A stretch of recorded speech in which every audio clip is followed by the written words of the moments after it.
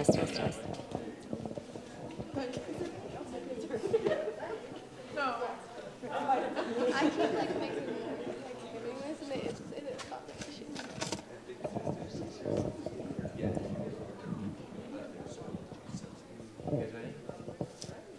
Okay, well, good evening, everybody. Are we ready to roll, Pete? Okay. We are live. So I'm Sandy Campbell. I'm the executive director of True Kids One. Really happy to have you here. Huge shout out to Nicole and the staff here at the library. Thanks, Nicole, for making this happen.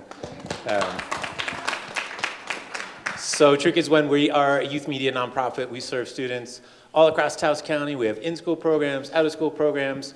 We have a whole bunch of cameras. We have a whole bunch of kids with cameras because we believe we have to teach them important things about this media world.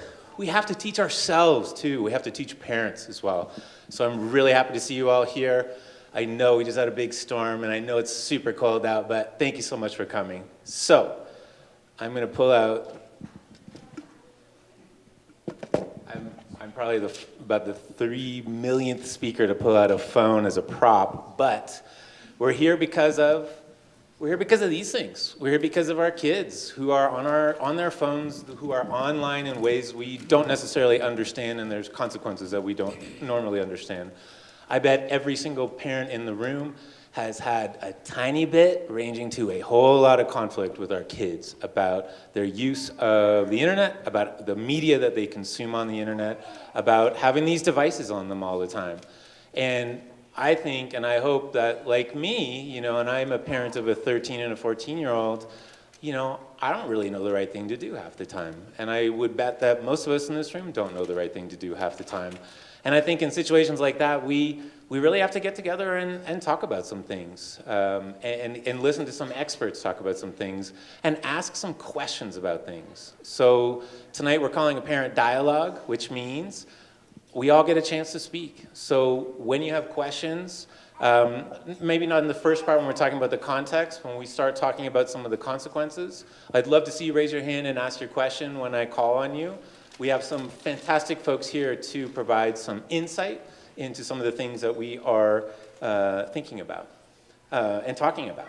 And I think, and as you'll see on the program, I think right now we're at this really unusual moment in time where these phones that we have, these phones that our kids have, there's a straight line between kids using phones and anxiety and loneliness and sleeplessness and eating disorders and depression and even suicide. These are very real things that are happening right now.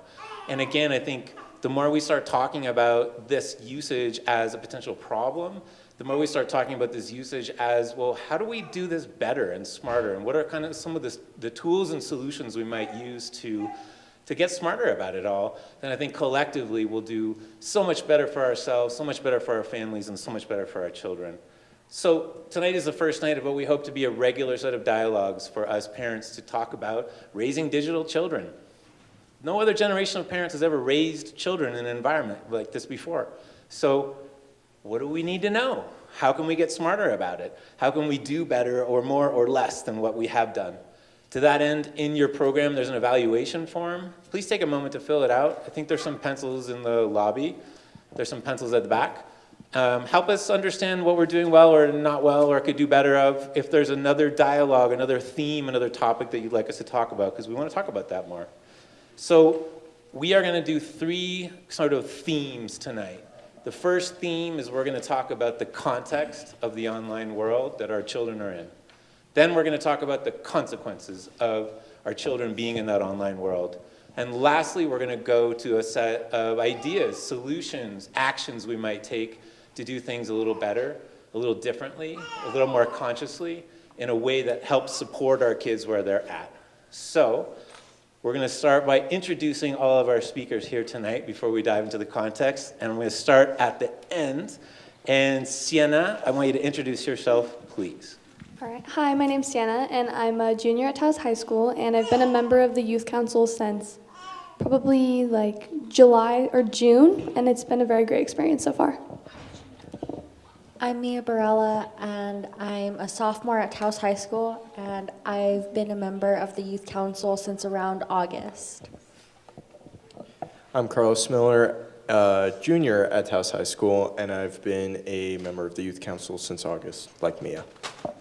And I'm Katherine Trujillo. I'm the Special Projects Coordinator and Educational Consultant within the New Mexico Attorney General's Office. I'm also a part of our Community Safety Awareness as a coordinator.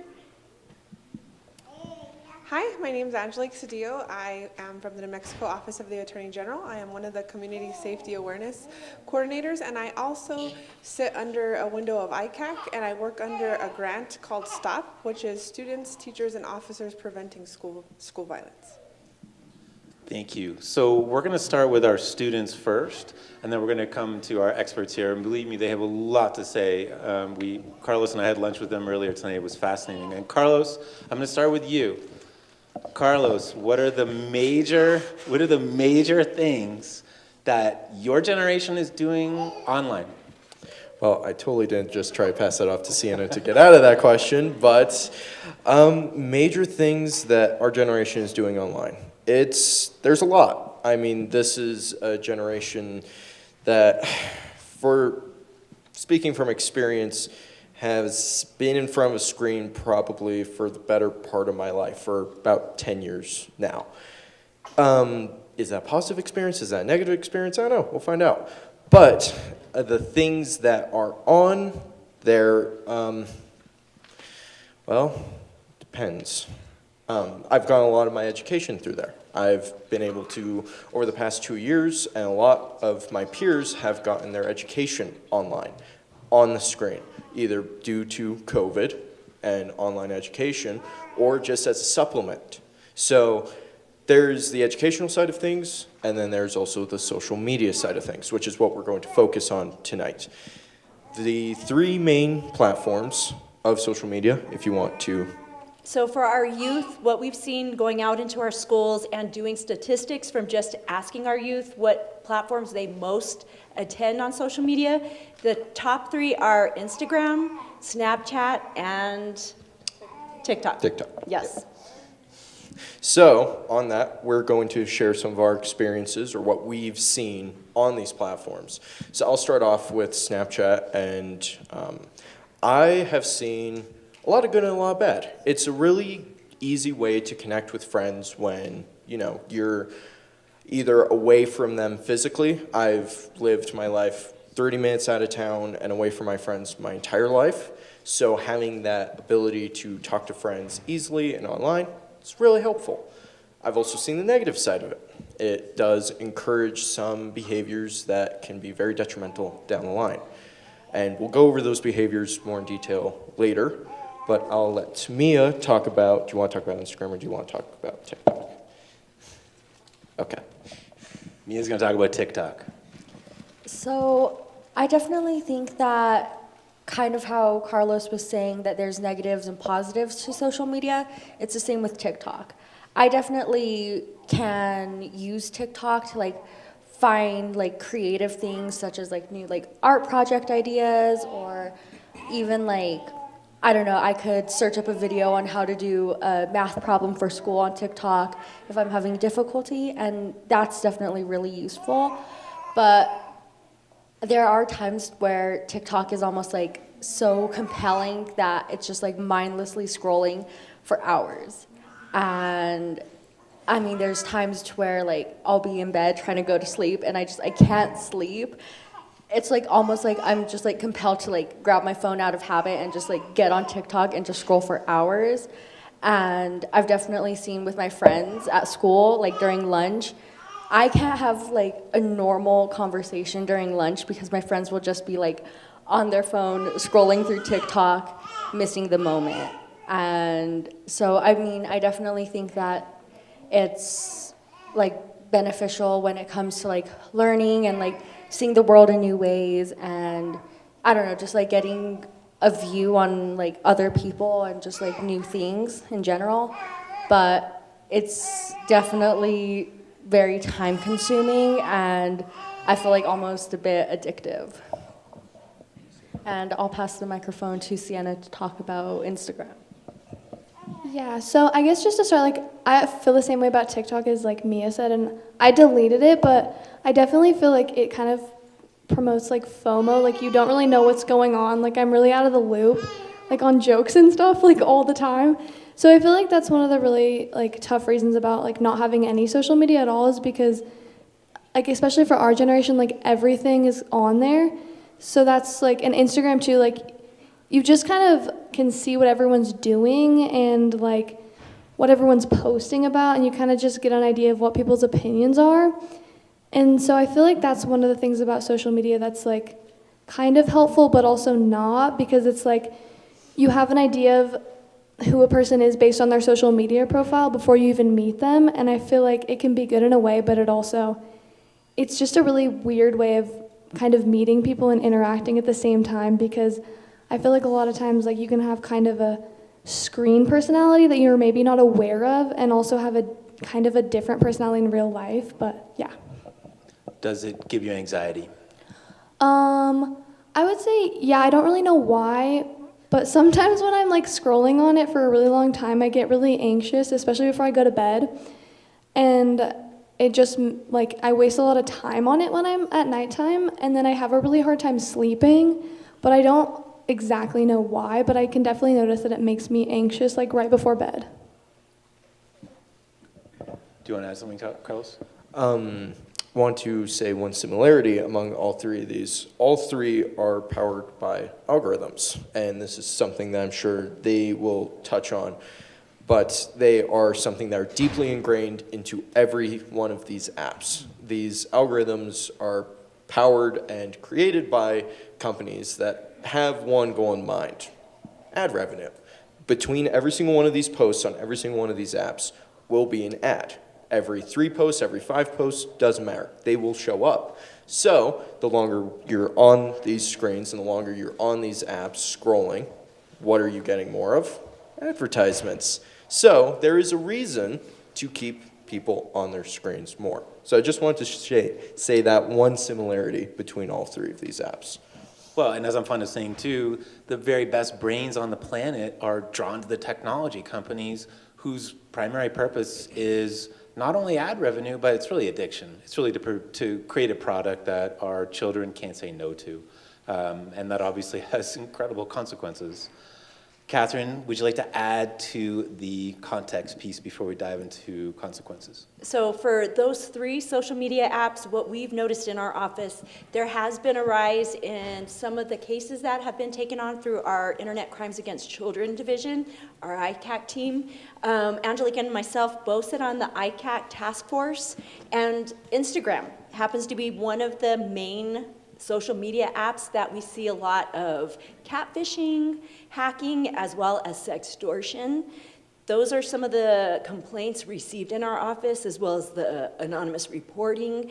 Our Internet Crimes Against Children division, they're online 24/7, trying to handle some of these cases that are being brought to our attention in the Attorney General's office. And it's concerning. It's concerning when we go out to our schools and we're presenting to our youth, and when we ask which apps are they mostly hanging out in, those are the top 3. Our generation, the older adults, is Facebook. So, I mean, surprisingly, majority of our youth, they don't care for Facebook. It's Instagram, Snapchat, and TikTok. The other area of the social media apps, Snapchat is one that our Internet Crimes Against Children division frown upon, because our youth aren't aware of those digital footprints. Some are, some aren't, and they have that sense of, hey, I can post this picture, I can post this dialogue, and it'll only last for however long I want it to be, whether it's 15 to 20 seconds or even 24 hours. It'll disappear and no one will see it again. And we have to remind our youth that is wrong. That digital footprint, as soon as you hit that send button, it doesn't disappear. It's out there. And for our Internet Crimes Against Children division to erase something that may be inappropriate content, it takes for one image or one post to be removed 72 hours. And it's hard to find those immediately. You have to dig for them. And our last one, TikTok, I'm going to turn it over to Angelique. She's more familiar with TikTok. The last thing I want to share with Snapchat is they do have a map, Snapchat map, that our youth love, because they can share where they're at with their friends to hang out after school. Hey, this is where we're going to be.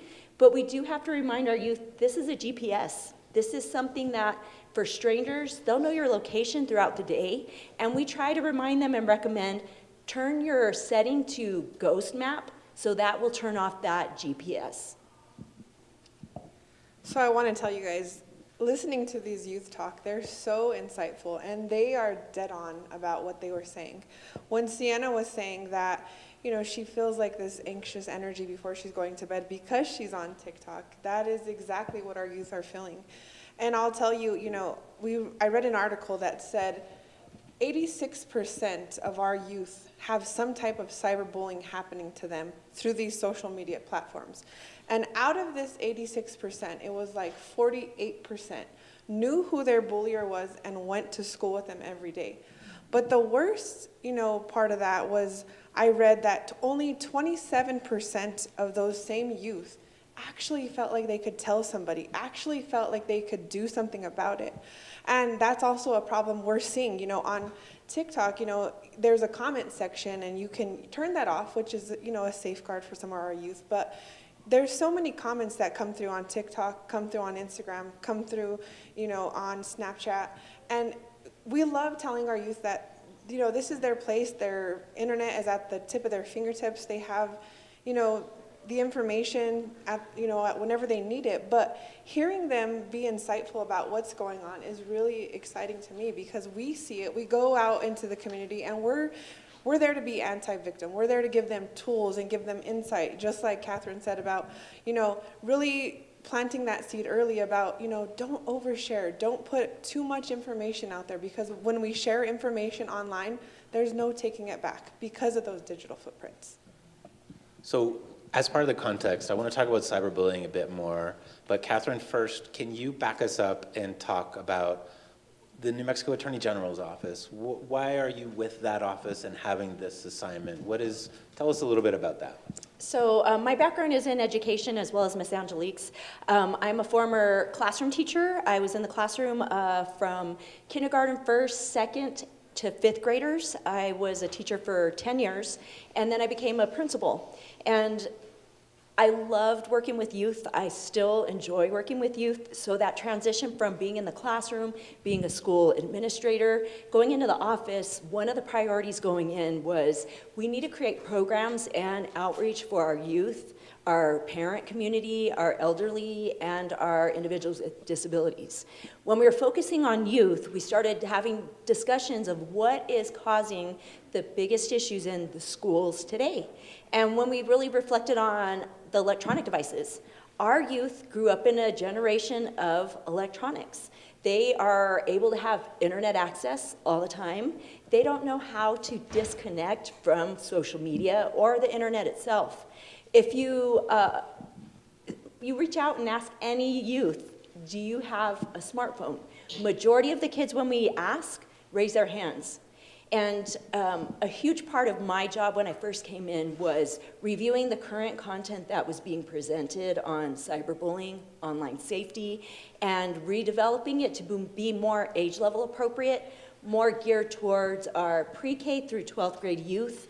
So when I first watched some of the presentations that were an hour long for our pre-K through 5th grade, I knew immediately we need to physically have something that can be quick, to the point, and getting our youth engaged and involved. Once we got them a part of that presentation, interactive, asking questions, letting them be a part of the presentation, that becomes that retention information they take home with them.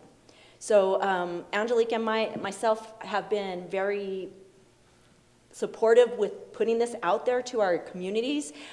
We started developing some trainings as well. What we did see when we were going out into the community and presenting to our youth, the feedback we were getting from the adults, staff members, and teachers was how engaged the kids were getting, and some of the things they were sharing were issues that they weren't even aware of. Some of the situations we've had to attend were after the fact of an issue happening, some of them being inappropriate material being sent, sexting happening in schools, and of course the cyberbullying. Cyberbullying being the main request for our office for our youth. So let's talk about that a bit more, Angelique. One of the One of the stories that I've heard from a few different sources is Snapchat can be used to take a picture without your consent, and now we share that, amongst our friend group and say horrible things about, the person being photographed. As just one example of cyberbullying, one example of taking photo or video without consent. Can you speak about that in a bit more detail and then land on some of the litigation tools that exist? Sure. So one of the things we've been seeing in our office, and again, we work alongside the Department of Justice along with the STOP grant, is everything they do online is prosecutable, right? And he's talking about taking a picture and sharing it. Now, we know that sharing a picture of an individual who's under 18 without their parent's adult is against the law. And what we're seeing is a lot of these crimes are falling under the HIB law, which is harassment, intimidation, and bullying. If you're posting a picture and putting inappropriate comments on it, a lot of the times we're seeing that it falls under the HIB law, and it's a defamation of the person's character. Now, what we're seeing, it's happening more civilly, where parents are getting very upset that their students' pictures was taken and shared on social media. And, if it doesn't get prosecuted through the law, it does get prosecuted civilly. We've seen a lot of these TikTok challenges come across, and, we're seeing, we had an instance where 23 eighth graders were being charged with distribution of inappropriate material. And this is where we tell them, you're sharing these pictures, you don't know what can happen to you and how this is going to affect your future. And what we also tell them is, you're in 8th grade, or you're a 9th grader or a 10th grader, or whatever grade you're in. And one of the things you have to face when you start growing up and you apply for jobs and you're applying for scholarships is they're going to do a background check. And now you guys live in the world where they do a social media check. And those digital footprints last forever. And we tell them it's so accessible. You can type in your name in Google and everything you've ever done comes up. So those are some of the things that we've been seeing come out of our office.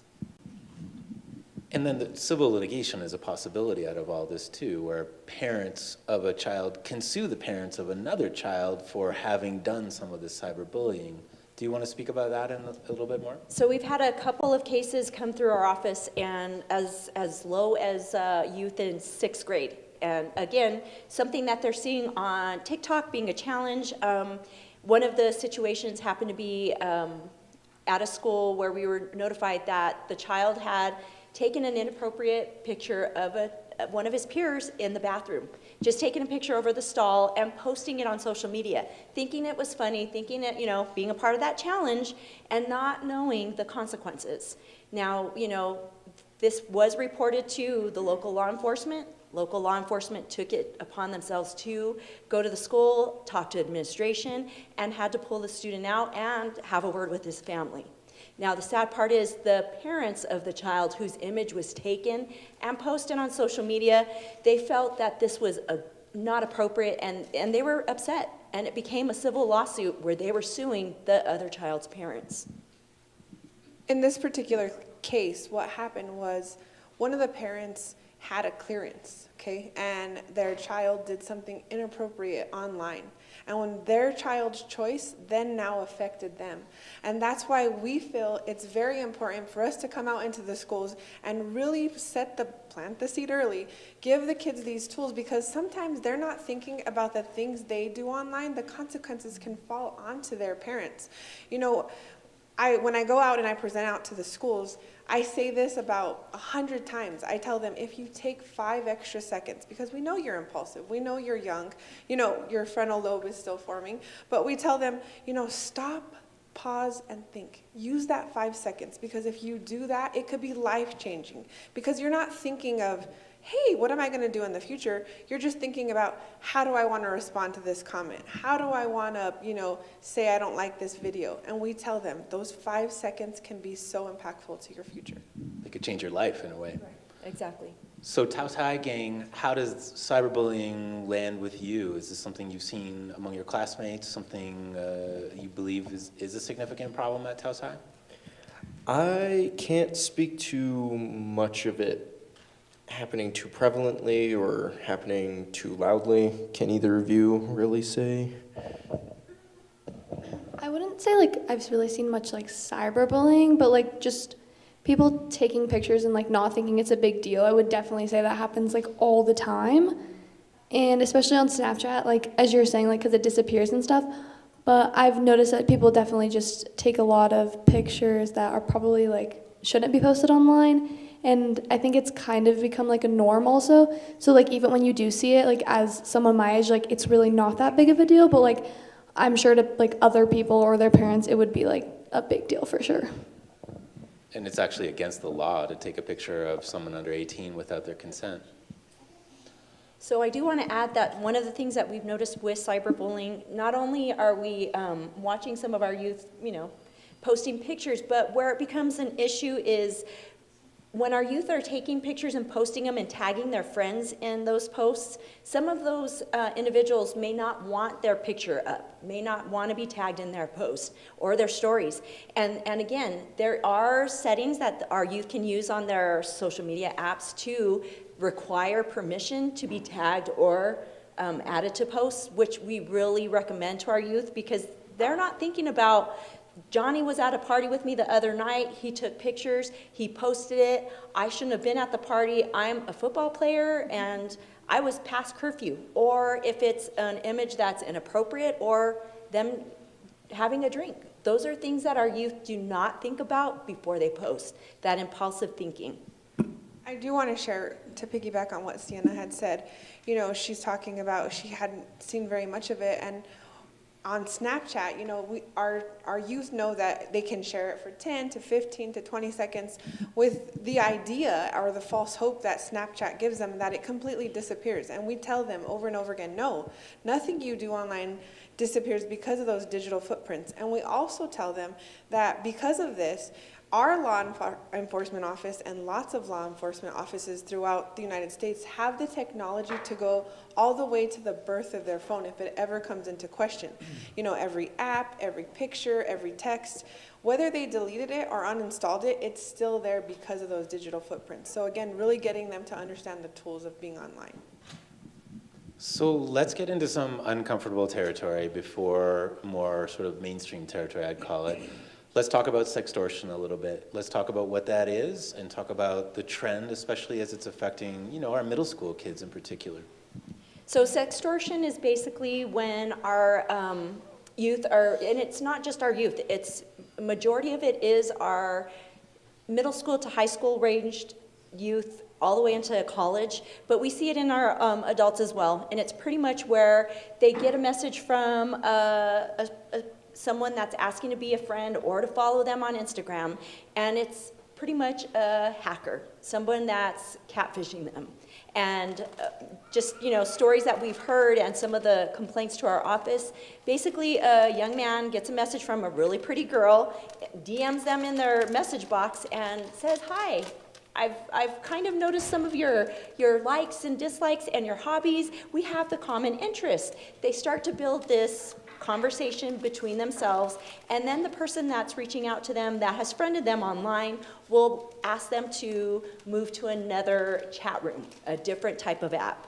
And majority of the times that starts with a friendly, relationship where it starts as a friendship, then becomes maybe a romantic discussion of, oh, you're so beautiful. I think you have a beautiful face, send me a picture of your body. And that's pretty much how it starts. And then, of course, if our youth, unthinkingly, that person might send them an image that's not even their own, and it could be a nude picture. The one receiving it is like, okay, well, they sent me one, I'll send them one. You send it, there you go. It becomes that, well, I've got you now.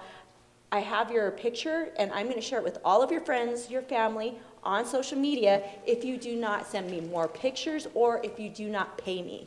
And that's where our youth get caught and don't know how to get out of that situation. We have an actual PSA from our office that was created to go out into movie theaters in November and December. You might have seen it. It's pretty much where a teen is texting her friend and saying, oh my gosh, I don't know what to do. I sent him a picture, and the friend responds, well, what did you send him a picture of? And she responds, everything. It was a nude picture. And now he's asking me for more and money. My parents are gonna be so mad. Who do I turn to? I don't know what to do.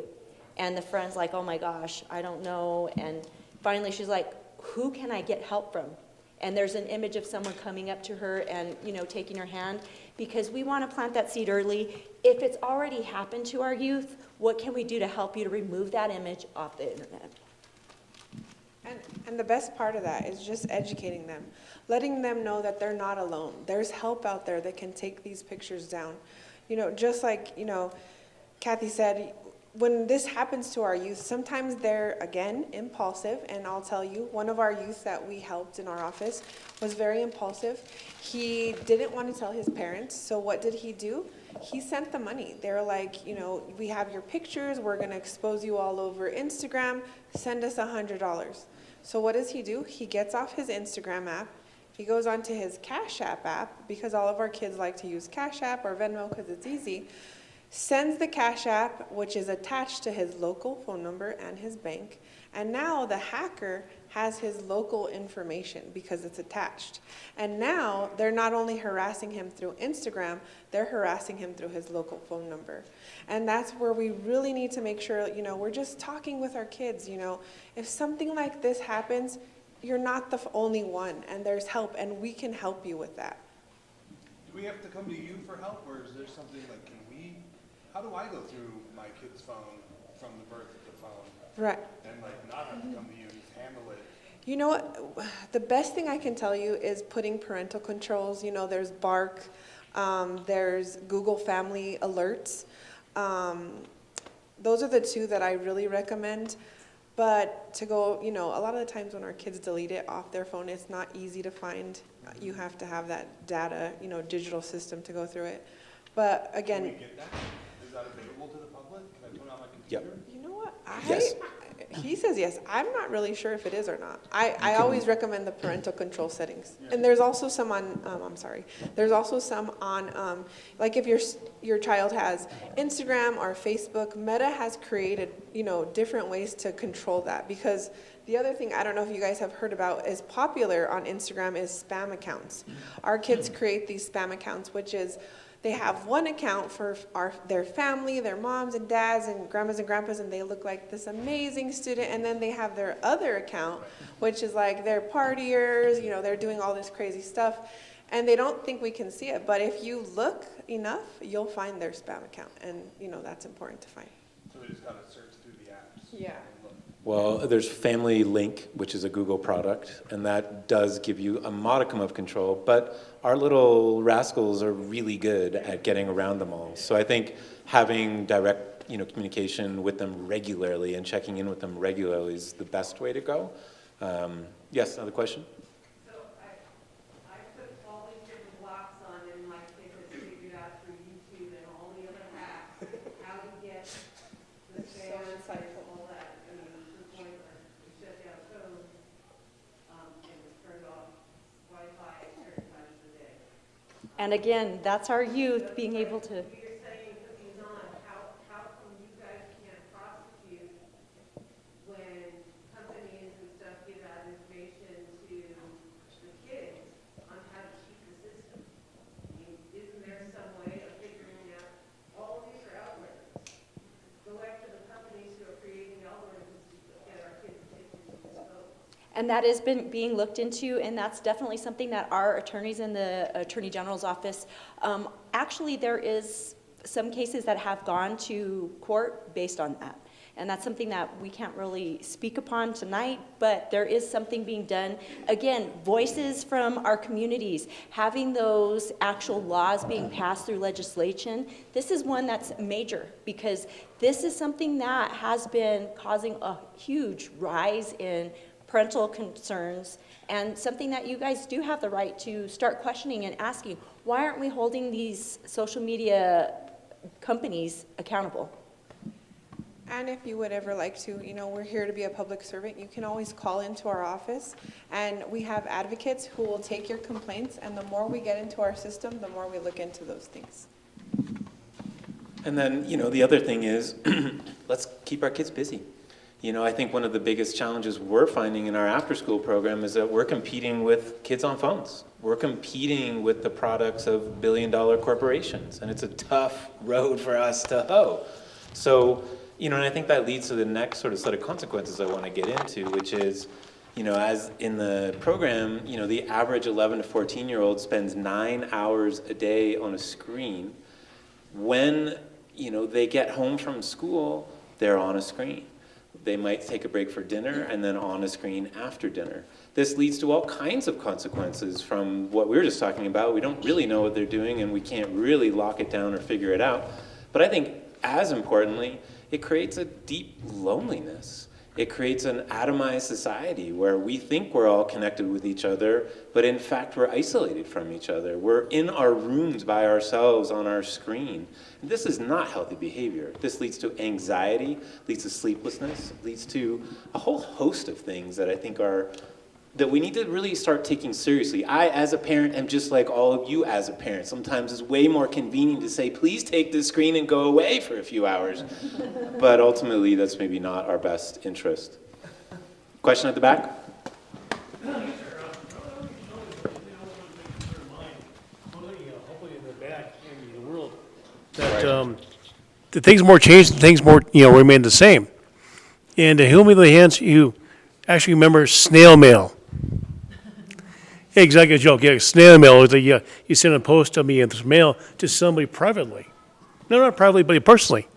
But the one movie I actually did really informed me, I was really concerned about is Tom Hanks, The Circle. You remember more the Circle with Tom Hanks? Tom Hanks. Is it a movie or a documentary? Yeah, no. It's called The Circle. Do you have a question? No, actually, that's one thing concerned about. The other question is, it's one thing I was informed about is watching The Circle and how these things have changed these years in regards to media, in regards to cell phones, and things the concern about the more things change, the more things remain the same. Like you mentioned, snail mail. Thank you very much. Yeah. So can we talk about anxiety, loneliness, sleeplessness, isolation? I wanted to, tell Mia that she had great insight when we go out into the schools, and she was saying, you're at lunchtime and you're interacting with your peers, but you're not really interacting because you're all on your phones. And we see that. We were talking about, having age level appropriate presentations. And when we were at lunch earlier, I was telling Carlos that we're noticing even our high schoolers can't go past about 22 minutes. We get to 22 minutes and then we're losing them. And when she was talking about being at lunchtime with her friends and not being able to socialize, we see that social media is having huge impacts on our youth and that they're not doing any social dialogue in person. They don't know how to have that in-person conversation. You're like, hey, how's it going? And they're like, good. And you want them to really engage. And so when we go out, we're like, all right, we're here, we're giving you this presentation. The more engaged with you become with us, the more you'll retain, the more you'll learn. And we pull it out of them. Sometimes we're like, okay, you're going to answer. We get dirty looks, but just like she said, we want them to be interactive. And you were right on with that. We see that so much when we go out into the schools. There's no interaction at all. So when we start talking about that mental health and social and emotional compact, like the impact it's had on our youth, we've seen a lot of changes during COVID, and coming from the presentations we were doing pre-COVID to post-COVID, huge difference. Our youth, again, the engagement, being able to retain, their attention for a certain amount of time, watching them just sitting in the audience on their phones, like pulling their phones out and disengaging because they can't refrain from seeing who's online and what's being posted and updates and notifications. It's sad to see our youth becoming so dependent on these tools, these cell phones. Another thing that we see, just with the algorithms that we were already discussing, and he said we would bring it back up, there's become so many issues with our kids becoming addicted to those social media, either the posts or some of the groups. Just recently, 60 Minutes did an actual documentary on social media and the lawsuits happening with some of those social media platform companies. And it was based on the algorithms that our youth get addicted to. And their story shared a youth, she was 12 years old, was on Instagram, and she was actually just looking for some workout videos to help her stay in shape. Well, the algorithm started picking up on her searches for, ways to, and it wasn't specifically to lose weight, it was just to get in shape. It started sending her to anorexic sites, anorexic groups, how to keep yourself thin, how to starve yourself, and this was something her parents weren't even aware of. The way the parents found out was it was a peer that saw the red flags from a post she put about her depression and self-hate, and that she didn't feel she was good enough. She shared it to her parent, and the parent reached out to administration, said, my daughter's really worried about a friend. This is what's going on. It's on Instagram. I think they need to reach out to the family. When the parents were brought into the office, and they were like, no, that's not our child. That can't be. They showed the Instagram account. Again, she had a spam account, her actual friend account, and then her family one that she shared with her family. And it was eye-awakening for this family, and they just felt they were unaware of this happening and that their child was going through this trauma and mental health concerns. Another story was a situation with a young lady that was having issues with cyberbullying. The cyberbullying was occurring so much that she wound up taking her own life. And it happened to be an ex-boyfriend that she had shared an inappropriate picture, a nude picture of herself to, who, after they broke up, started posting it and sharing it out on social media platforms. His new girlfriend created a fake account with the young lady who did wind up taking her own life, but it was based on her image, pretending to be her on site, on that platform, and posting those new pictures as well, and making pretty much that young lady took her own life because she didn't feel she had any other way out. And that's scary for our youth. That's something that we want to be proactive on and always share. There's always someone out there to help you. We teach our youth about who's a trusted adult that you can reach out to. Do you know anyone? And making sure that if they don't feel they have someone they can talk to come speak to us at the end of the presentation.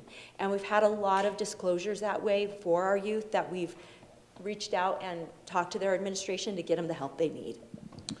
And to draw it back to algorithms really quick, another grave consequence of them that has come up a lot more over the past 5 to 6 years has been going down rabbit holes and going down these pipelines of just either insane theories or just not the best places to be, especially like you were talking about. It can lead to body dysmorphia. It can lead down just not great rabbit holes. But they come in different ways as well. I mean, just yesterday, I was watching videos on how to make bread. And, that seems like a very innocuous thing at first. But then it fed me another video about making bread, and another video about making bread. And so then you end up staying on the site for 4 hours, 5 hours, just looking at one thing. Now imagine you take that and you either politicize it, or you make it into a more dangerous concept or thought. That's when it starts to get dangerous. That is probably the worst thing about the algorithms, is how it can send you down these pipelines that can very, very quickly change your thought, especially when you're not in a good place. When you're not in a good place, you're so much more receptive to those other ideas. Question? So I've seen a lot of people get Speak louder, Katherine. Take the mic. Carlos, Okay. take the mic.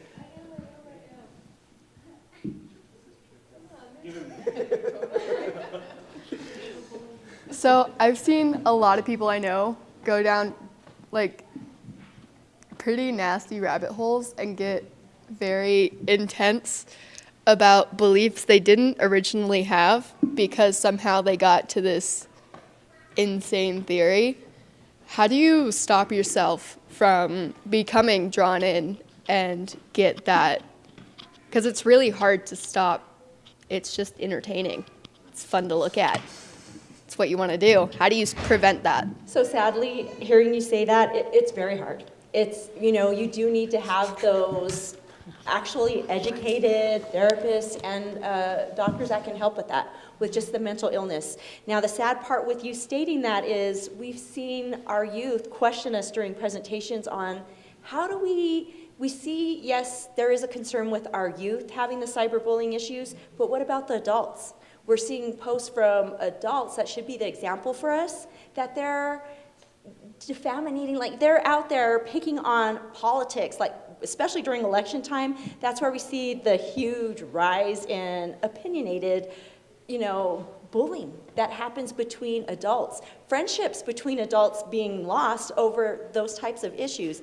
And, for a youth to bring that up was very enlightening for Angelique and myself to, reflect. We are in a society that it's not just our youth, it is our adults. Our adults are supposed to be that example for our youth, and we need to remind all of our adults to be specifically mindful of what they're posting, because someone is always watching, sometimes their own children. I think one thing to keep in mind that's really important is the internet has changed tremendously in the last 4 or 5 years. I included a quotation on the third page of the program that I find just baffling to me, which is, TikTok is dominated by the idea of it's information looking for a consumer. You and I use the internet of, well, I want to find, a chocolate chip recipe, so I'm going to type it into Google and then review the text that comes up. That's not how our kids are looking for information. The information's looking for them. And then even if they do want to find a chocolate chip cookie recipe, they go to YouTube so they can passively receive a video of somebody showing them how to do it. So it's a very, very different way of consuming information and of ultimately being, a member of this crazy internet world. I want to ask Mia and Sienna a question about the pandemic. So you went through 2 years of schooling online. Your lives were completely upended in so many different ways, and technology took a very different place in your lives. Mia, will you tell us a little bit about that, and how did it change everything about you, or what changes did it create for you? I definitely feel that, I was doing my schoolwork on the computer, and even if you're in a Zoom meeting, the teachers don't really require you to have your camera on the entire time. So I definitely felt again, back to being compelled to be on the phone, I definitely felt just drawn to it during my classes, to where I really wasn't learning, and being online definitely made learning a lot harder, and led me to go to Google to Google how to do this simple equation, or back to going to TikTok to figure out how to do the schoolwork that I was learning, but I wasn't engaged. And so I definitely feel now going back to school, it has been difficult to not be drawn onto my phone. Yeah. It's become an instinct almost. Yeah, definitely. It's just a habit at this point to just I don't understand this, so instead of raising my hand and asking a question, I'll get on my phone. I kind of had a similar experience with school, but personally I had kind of a different experience, I guess. When during the pandemic, I guess, a lot of things that I just hadn't really thought about kind of came into view, a lot of past problems I was having. And then that kind of combined with social media just led me into really bad mental states.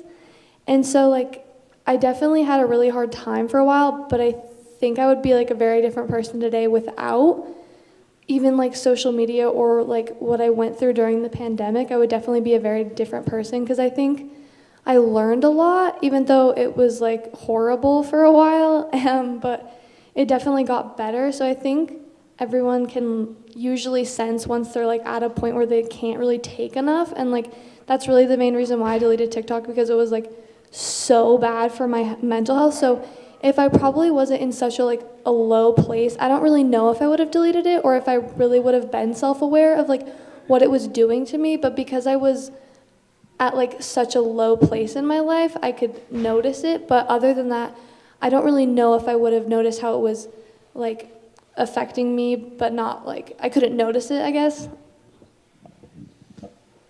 We are going to go to solutions in a second. I saw a couple of hands in the back. Yes, Pamela.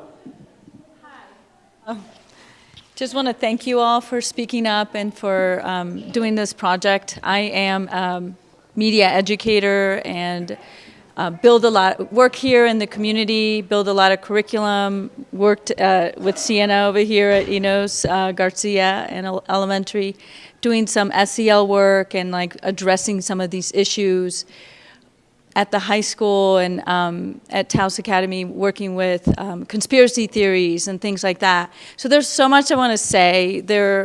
We're talking about the impact of media, which is my domain, right? So the impact of media in our lives and in the lives of our children and in our personal lives. And so when we talk about that, one of the things that I think there's a lot of research out there, right? So not every kid is going to become anorexic. Not every kid is going to be suicidal, right? It's what conversations are happening, what people are being exposed to, and also the research shows what predispositions are there in that child ahead of time. Are they predisposed to have addiction? Then they might be addictive, right? So there's all of that. There's a lot of research out there in cyber psychology and what happens to that child. And also, we're looking at homes, right? We're looking at like what conversations are happening at the home. And a lot of the parents, you know, in this community where we see there's a lot of addiction as well, and cyberbullying and being toxic online, and all of that is happening. Adults are modeling that behavior as well. So there's a lot of work to be done in our communities and statewide, you know, around this issue. And I just want to thank you all for being here and opening up this conversation and discussing, you know, the negative impact. But there's also positive impact, you know, where it's when you look at media and you look at there's time, there's context, and content, right? So how much time people are doing, what are they doing online, which is the content, and in what context are they doing it? Are they hiding? Are they in their room? So we have to talk about boundaries, right, as parents. We have to talk about how we set boundaries as parents with our children, and, you know, and also there's no health class in middle school. It's not mandated. In ninth grade it is. And what's happening, I mean, everything's connected, you know? And so we have to address this from a lot of different angles. And so I just wanted to put that out there. I could just talk for a long time about all of these things. So thank you so much for being here. And thanks for doing this. We always tell our youth when we come out is we tell them that they're our future.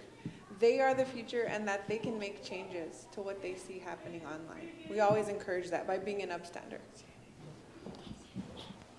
And I know there's a question in the back, but I do want to just go back to when we're out and talking to our youth, we try to build on positive digital citizenship. They already have that character, you know, built in when they're in the classroom or in the school environment, that being that positive citizen. But when they're online, reminding them, you need to carry that characteristic of having that positive digital citizenship as well. Because that little image or behavior on your social media already gives someone an idea of your character. When they're interviewing, when they are going in for, you know, just applying for scholarships, that's something that is there. And as a past administrator, before I would even do interviews of the staff or anyone interested in becoming a teacher for my school, I would do that Google search. What would pop up? How are they, you know, on social media? Is that a good fit for our school? Is that a good fit for what kind of character we're building on with that digital citizenship and citizenship within that school as well? So let's push the conversation now to its finale, and let's talk about some really specific solutions for all of this. I'll go first. It seems to me like we need to be doing a whole lot more preventative education in our school systems. I know you both have things to say about that. Can we speak a little bit more about, you know, your work and how can we be more upstream than dealing with all the, you know, terrible downstream consequences? How do we get to the top of the river to prevent a lot of these difficult consequences from happening? So, like I said in the beginning, one of the things we want to strive to be is we want to strive to be anti-victim. We want to get into the schools, plant those seeds, make sure that, we're not just talking about cyberbullying and cyber safety, that we're also talking about what is a healthy relationship, and not only romantically, but in a friendship, because we also see with our youth right now, they have their phones. It's like their third appendage, and we tell them, why are we here? Well, we're here talking to you guys today because you can't put it down. If we ask you to put it away or we ask you to take a break from it, sometimes we see our youth have they freak out. They're like, why are you taking my phone away? And we tell them, it's healthy to disconnect. It's okay not to be updated all the time. So again, really making sure that we're being preventative by going out there and giving free presentations on, good digital citizenship, positive digital citizenship, and really making sure that we plant that seed early. And my favorite saying is always stop, pause, and think. Give yourself 5 extra seconds to make a different choice. And we sit on the Site Safety Committee, and that's through the New Mexico Public Education Department. We specifically are looking on specific ways to keep our kids safe in school. Now that we're a part of that team, bullying is part of that site safety plan. Bully prevention has to be done with our youth through either the counselor or some kind of preventive awareness. Educating, supporting, and informing our youth on topics that really do impact them. And cyberbullying is now on that part of the site safety plan as well. We're one of the resources that is mentioned, and a requirement that bully prevention trainings have to be done yearly. Cyberbullying trainings have to be done every 3 years. And we're one of those resources that can help support our students and our schools free of charge. And we appreciate the fact that we've had a lot of repeat school districts reaching back out and saying, your presentation was impactful and very informative. We'd like you to come back out. We'd like you to share this information at a parent night, a parent community night, and being that proactive portion starts like this, just an outreach evening with parent dialogue, as well as our parents being informed of what they need to know. Having that conversation starting with our parents, with their children, and asking them, how was your day? Having an understanding of how much time they are utilizing that phone. How many times have they gotten onto Facebook during the day instead of being engaged in the classroom? Those are things that we need to start early on. I wanted to tell you that we have resources. We left them in our car, but we'll bring them down when we before we leave. But when we were talking about looking at stuff online, National Online Safety has amazing resources for parents. They have conversation pieces for educators and families. How do we talk to our kids about, sexting, grooming, the hard topics that, we're not always talking about. And the other one is just really honestly sitting down and talking about screen time.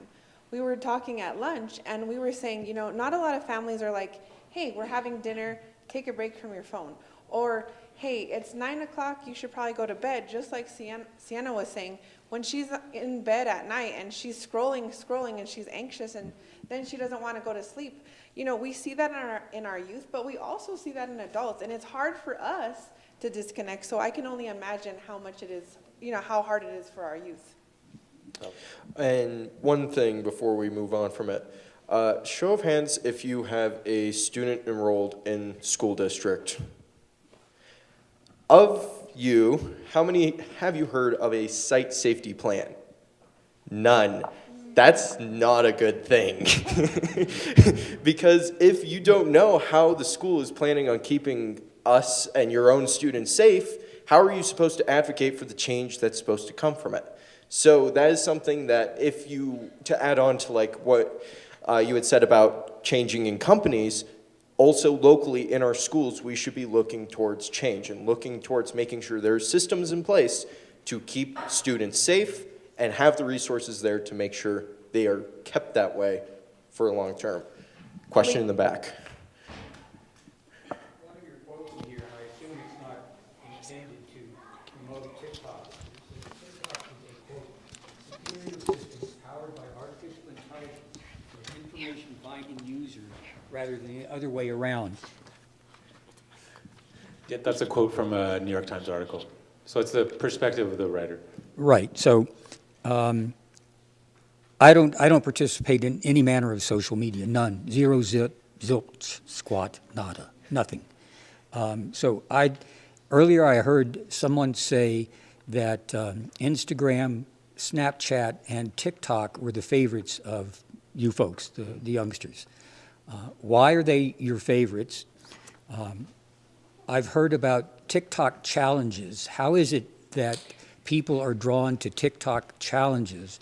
And if I understand correctly, there was a TikTok video that was posted about vandalism at Echo Park about a year and a half ago, not this past summer, but the summer before. If anybody has that video, I'd like to see it. I'd like to, and if there are students who know where that video can be found, then I think you should fess up. I think that video needs to be made public. So my questions are, why the three choices, and what is it about TikTok that draws you folks? So I can speak on both of those questions almost at the same time. Earlier on, I had said they all have something shared, an algorithm. So these algorithms take what you consume. Can I interrupt for just a moment? Yeah. In terms of solutions and in terms of algorithms, Yep. I remember it seems to be it was doing creative that I was introduced to algorithms. That was a long time ago. I don't have any idea what I learned, if I learned anything at that point in time. Yep. So what are in terms of solutions in education, what are the schools doing in terms of educating students as to the nature of algorithm, what an algorithm is, how it works, how it feeds bias confirmation, and how it draws you down the rabbit hole? How are you teaching students that we feed you this, we feed you this ad, we feed you whatever it is in order to keep your how do you explain that to them? How do you show it to them? Maybe they can't take trig, maybe they're not up to that, but in common sense, plain English, how do you explain that to them, the nature of an algorithm? And that is a very good question, and something that these lovely folks are tasked with doing on I think it's a little bit beyond our discussion here. But I mean, explaining it in common ways, especially in media literacy, and just making sure that kids know what they're consuming, it's a very valuable thing to have. Personally, I would explain it. It is. It's extremely difficult because. Sam, go ahead. Do you have a comment? Well, just algorithms draw you in. You see one thing you like, you get another thing you like. And you'll go down a long rabbit hole. You see it a lot in politics, where people get extremely radicalized. And it happens with everything. It happens with bread making. It happens with how to tie bows. You can get radicalized by anything, and it's rather impressive. I understand that, but how do you stock the circle? How do you, what kind of information do you feed to one another? Do you feed to your peers to say, this is what's happening to us? So, and again, I don't want to, I don't want to take up a lot of time. I don't expect an answer. It's more a question, and it's how do you address the need to understand algorithms? Yeah, that's a great question, and right now I don't think we necessarily have an answer for it. It's mostly a personal, you have to be aware enough to have that mindset that you cannot get drawn into this, that this is something that can become really devastating and can hook you really easily. That's a beginning. Mm-hmm. And right now, that's about all we can do. There's nobody that wants to stop these, especially big corporations. It's what keeps them alive. Well, I think we address that by being smart, critical thinking, people who triangulate our information and understand when we're being sucked in. And, our modern life is dominated by algorithms. It's not just you, it's all of us. And so having that awareness is step one. And step two is saying, I'm going to check a different source. I'm not sure about this, and I'm going to get off this one individual platform that may have its own reason for giving me the information it's giving me. Yeah, I'd say fact-checking is a huge start. If you go to different websites and actually look at other people's opinions or actual facts posted by governments or very informed people or colleges, you'll get some more reasonable answers, maybe, to some of your opinions, hopefully. And you'll be able to understand different point of views. You won't get hooked to this one possibility that the world depends on this one thing. And it won't be as devastating. So let me ask the same question of each of you in turn. I'm going to start with Katherine so that you can all think about your answers. I want you to imagine that you are the governor of New Mexico. You have all kinds of resources behind you. You have $2.5 billion of new money to spend, and you've got legislative powers at your disposal. We've been talking about a problem tonight. We've been talking about dimensions of a problem tonight. We often turn to our decision makers to help us with problems. So Katherine, kick us off. You are the governor of New Mexico. What's the first thing that you would do to start tackling this problem? Well, I am not the governor of New Mexico, but I will put my 2 cents in. You're much taller. Something that I feel is very necessary is the work that I currently get to do with Miss Angelique, and that's just educating, informing, and supporting our New Mexico community, making them aware of these concerns, the mental health and social and emotional problems that we're seeing with our youth based on those electronic devices, having our parents aware of some of this, as well as our grandparents. We have multiple families being in that same, cycle where it's the grandparents raising their grandchildren, and they may not be that technology savvy person that knows how to monitor their grandchild's online usage or what they're viewing, the apps. And we just want to make sure that we are out there talking, collaborating, and communicating. Where it needs to start is definitely in the home, with the parents talking to their children, grandparents being aware of what questions to ask their grandchildren, and again, giving this information in a community forum, out there just talking about the seriousness that online usage with our youth has become, where we see the biggest concerns, and again, having our youth a part of that solution, making them aware of what they can do, because this is our future sitting up here. These are the ones that are going to be able to make those changes. We can start that discussion, have that change happen. It may not happen in our generation or the next decade, but this is a starting point for it. Angelique, governor for a month. I'm going to say I agree with Katherine on everything she said, but moving forward, one thing I think I would like to see for our state is an anonymous reporting app where our kids have access to report anonymously. So that Report would be what? Wait, report what? Anything, cyberbullying, inappropriate activity in the school, vaping, those kind of things that bring, problems to our students today. And you had said earlier at lunch there's a state that already has this that we could model it off of. What state was that again? There's quite a few states, but luckily that's something that we're working towards for New Mexico. We've been able to collaborate with Colorado's Attorney General's office on this issue and the anonymous reporting app that they have statewide for all schools at their fingertips, which has been great data for us to bring back to New Mexico. This happens to be those changes we need our community to share, this is a concern, this is what we need, and for that to become something that is changed through legislative bills that do get passed. Thank you. If I was governor for a day or month, I don't know. You may well be. Well, Again, you're our youth that makes the changes in our future. if that was power in hand, I'd probably push the PED to make more transparent and a little more pushy curriculum on these issues that they're talking about. Because a lot of districts can invite lovely speakers here today out to their district to talk about these issues, but it isn't necessarily a requirement. And as I spoke before about the site safety problem, that's also not exactly a requirement. They're not required to tell their parents about this. So if I was governor, I would probably put more pressure on the PED to tell and inform parents about the safety measures being put in place and to make sure there's very good people to make that happen. Governor Barella?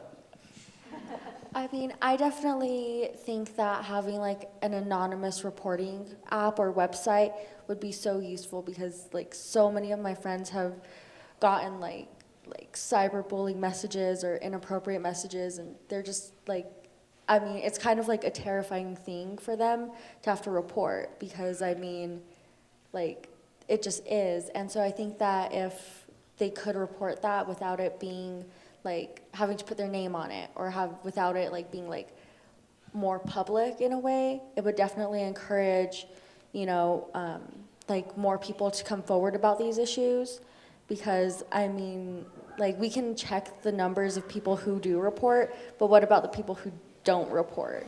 And I feel like those numbers are going to be a lot bigger.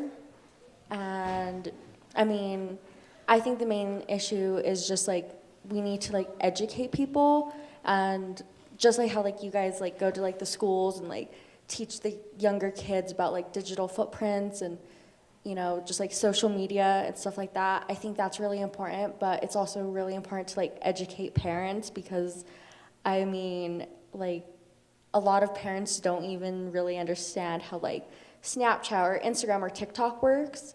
And I think, even just encouraging like parents to like be more open-minded to having like that communication with their kids, to be like, hey, like I want to maybe like download the app and like, can you teach me?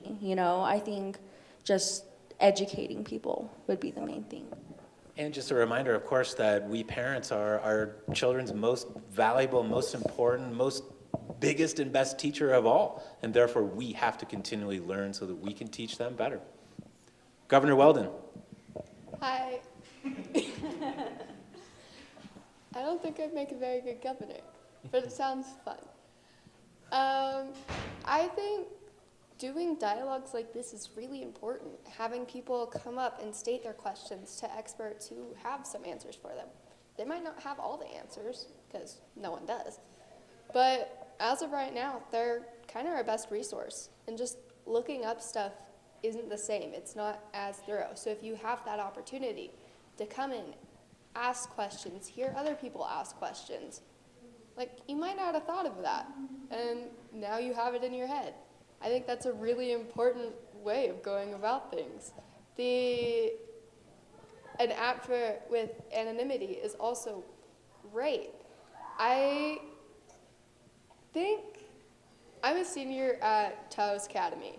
In all of my years at school, I have been taught about digital footprints once through a 5-minute YouTube video. And that was it.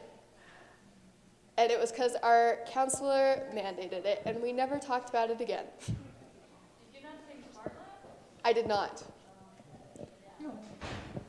It was not required for me. I did not necessarily grow up here.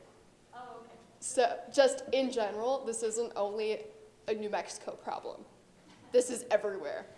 Yeah, I mean, at that school, they do have a lot of digital citizenship. Yes. Yeah. I came in as a junior, and so they didn't think I would have that problem. All right, thank you very much. For me, if I were governor, I would absolutely and utterly spend as much money as possible in our educational system, from facilities and transportation and teachers. Why do we pay our teachers as little as we do? They're the most important parts of the society if we think about society as constantly needing to invest in our future. I would love to give you two the last word. Katherine, would you like to add any final comments to this discussion? Before I do, there's a question. Can we just touch a little bit more on solutions? Because we just kind of went to legislation, which I think is super important. But as a parent on the ground with kids, I can't afford to wait for 10, 15 years for an act or a legislation. I need something right now. Like, for me, I got a Wi-Fi parental, that doesn't work. It's for Thank the you, live though. stream. It's I for the know, live but it stream. doesn't turn on. It's for the archive. It's so that people They can hear Oh, you. good Lord. On the video. It's technology. Digital bully. I got a Wi-Fi device that has parental controls, but the only control it allowed me was to put every single individual website in that I don't want my child to be able to access. So I was like, all right, out of 17 billion websites, where should I begin? And then how do I know where they're gonna, I mean, kids are kids. That's like saying, I'm gonna map every street in the whole US and watch it. So some other solutions that I, as a parent, really think are important is having that parental, guidance of at a certain hour, turn off the cell phones. When we come to the dinner table, we turn off our electronic devices. Having that communication, again, how was your day? basic conversations and having a reminder for our youth that some of these apps are dangerous, and talk to me. What apps are you on? And again, we've had this conversation that a lot of the social media apps our children are on are ones we currently are on, but they block us. So unblock us. Allow us to be part of your social media experience too.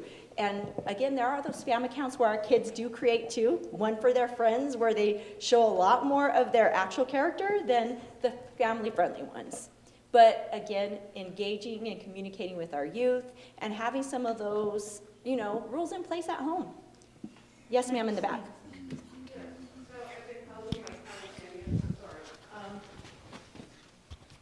We wouldn't have had this conversation the way we're having if the brain scans for kids who have been on these computers are exactly the same as those that are addicted to Coke.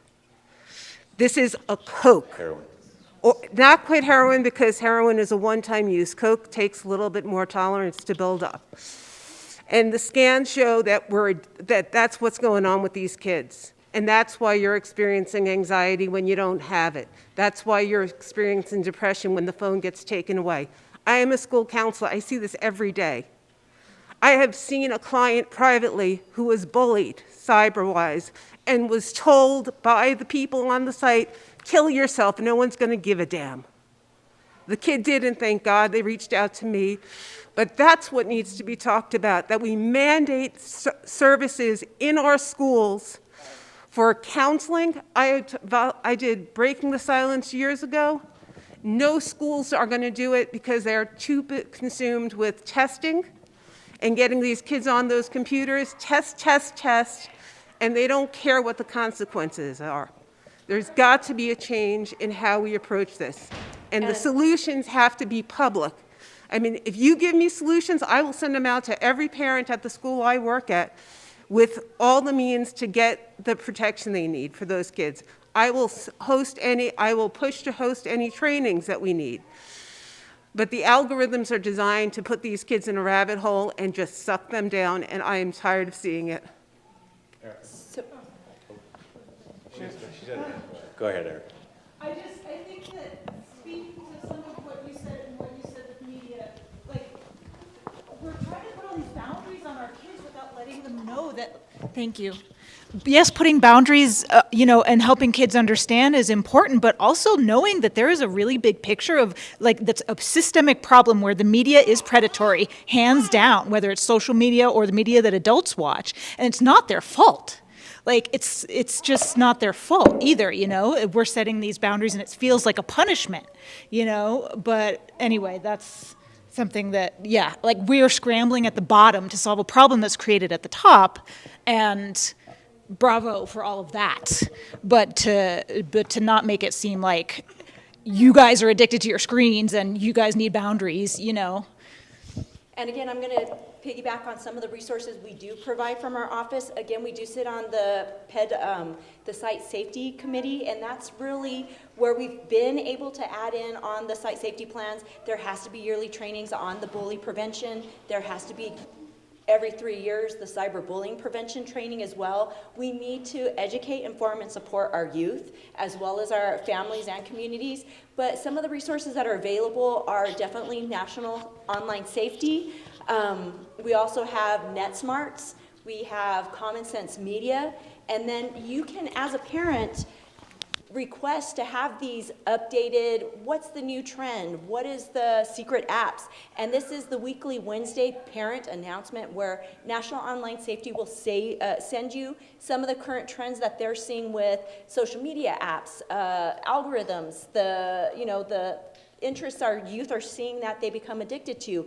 These are resources that are available to all parents. And again, on our own New Mexico Attorney General's website, if you go under Taking Action, click on Community Safety Awareness. We've dedicated a whole page to some of our presentations we do for the schools. During COVID, we had to get smart, and we started recording some of those presentations for our families to be able to watch at home together.